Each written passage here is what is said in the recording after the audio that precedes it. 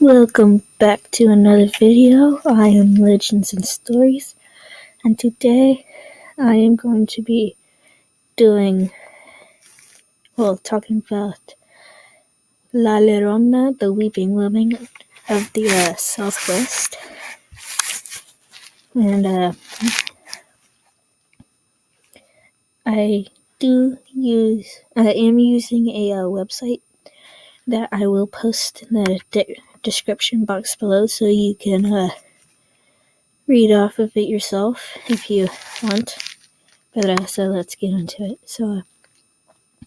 The legend of La Llorona, Spanish for the Weeping Woman, has been part of the Southwest's Hispanic culture since the Conquistadors' days.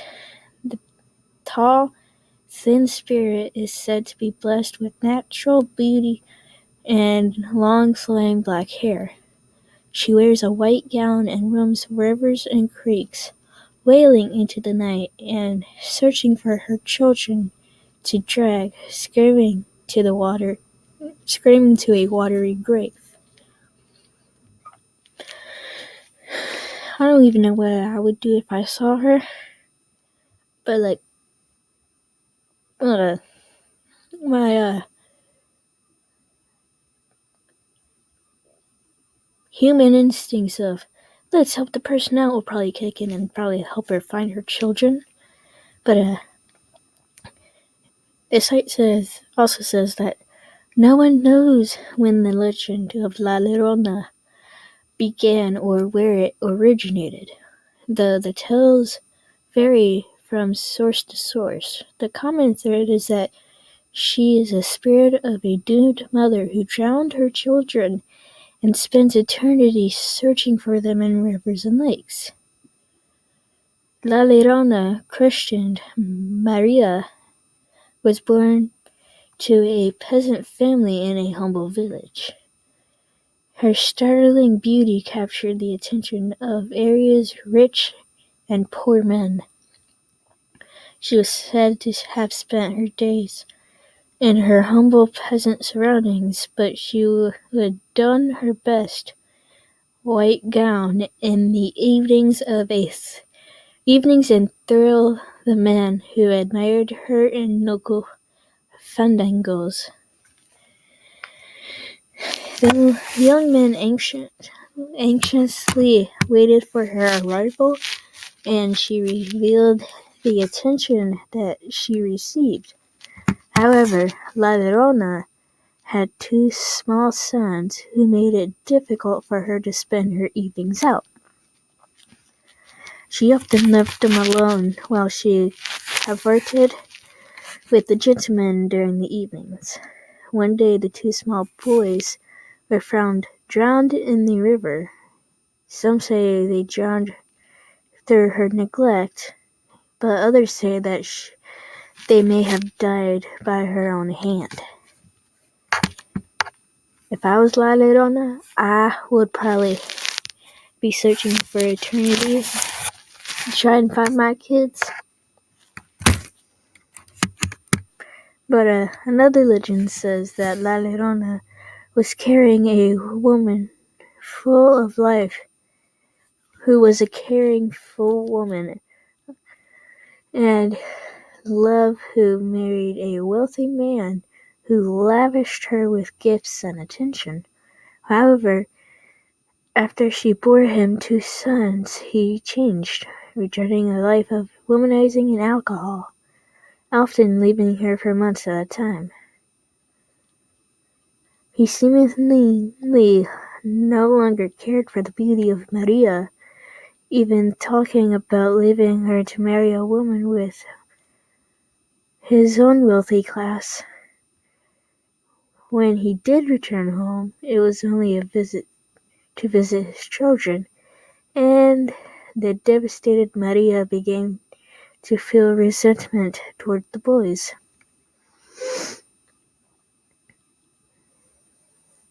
I wouldn't know what to do from that.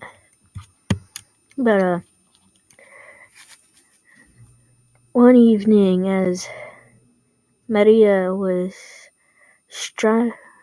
Strolling with her 2 children on a shady day pathway near the river, her husband came by in a carriage with an elegant lady beside him. He stopped to speak to his children but ignored Maria, and then drove the carriage down the road without looking back. I would be pissed if I was in her shoes. But after Maria saw this, she went into a terrible rage and turning against her children. So she seized them and threw them into the river. As they disappeared downstream, she realized what she had done and ran into the bank to save them, but it was too late. She broke down into inconsolable grief, running down the street, screaming and wailing. And she mourned about them day and night. And during this time, she would not eat and walked along the river in her white gown, searching for her boys, hoping they would return to her. She cried endlessly as she roamed the river banks, and her gown became soiled and torn. When she refused to eat, she grew thinner and appeared taller until she looked like a walking skeleton. Still a young woman, she finally died on the riverbanks. I would literally be in the same position as her if I literally lost my kids like that, out of rage from my husband if I was her. But supposedly not long after her death, her restless spirit began to appear, walking the banks of the Santa Fe River when darkness fell. Her weeping and wailing became a curse of the night, and people began to be afraid to go out after dark. She was said to be seen drifting between the trees along the shoreline or floating on the current with her long white gown spread out upon the waters. On many dark nights, people would see her walking along the riverbank and crying for her children. And so they no longer spoke of her as Maria, but as La Llorona, the weeping woman. Children are warned not to go out in the dark, for La Llorona might snatch them up, throw them into the depths and the flowing waters. Yeah, I wouldn't want to go in the dark if I was there where she died. But the legends do vary, as a apparition is said to act without hesitation nor mercy.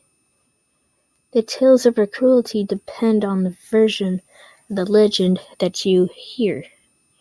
Some say that she kills indiscriminately, taking men, women, and children, whoever is foolish enough to get close enough to her. Others say that she is barbaric and kills only children, dragging them and screaming into the watery grave.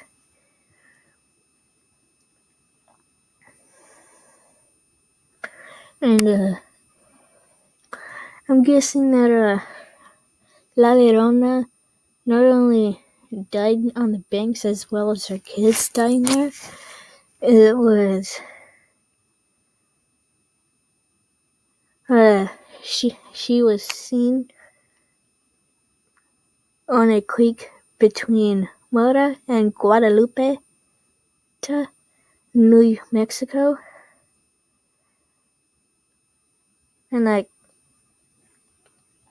she has been seen along many rivers across the Southwest, and the legend has become a part of the Hispanic culture everywhere. Part of the legend is that those who don't treat their families well will see her and she will teach them a lesson. And like Santa Fe, New Mexico, a tall wailing spirit has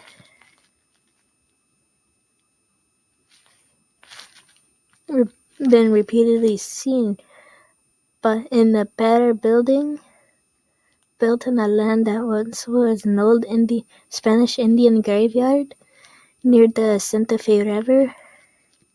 Many people who have been employed there tell of hearing cries resounding through the halls and feeling unseen hands pushing them out.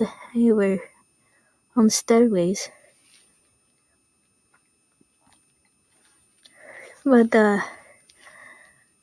she has been heard at night wailing next to rivers by many, and her wanderings have grown wider, following Hispanic people wherever they go. Her movements have been traced throughout the Southwest, as far as North Montana, on the banks of Yellowstone River. The Hispanic people believe that she will always be with them, following many rivers, looking for her children. For this reason, many of them fear the dark and pass the legend from generation to generation. But it's a lot. It's like I would read off the stories that people have encountered, but I'm gonna read that to y'all because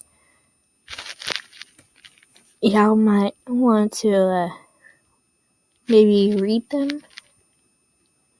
I don't know, but